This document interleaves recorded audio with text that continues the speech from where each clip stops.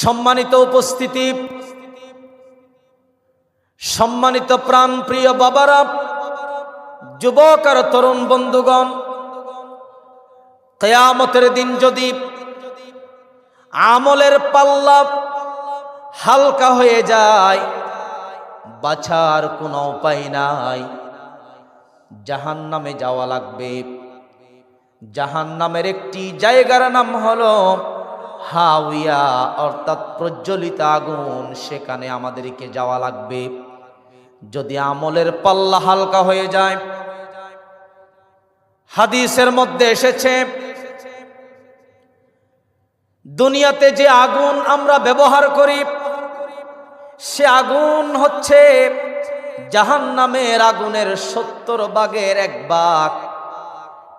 1 ভাগ আগুনের তাপ দুনিয়াতে দেওয়া হয়েছে, সেই তাপ আমরা সহ্য করতে পারি না। ঠিক কিনা জোরে বলুন। আরো 69 গুণ তাপ আল্লাহ রাব্বুল আলামিন জাহান্নামের মধ্যে রেখে দিয়েছেন।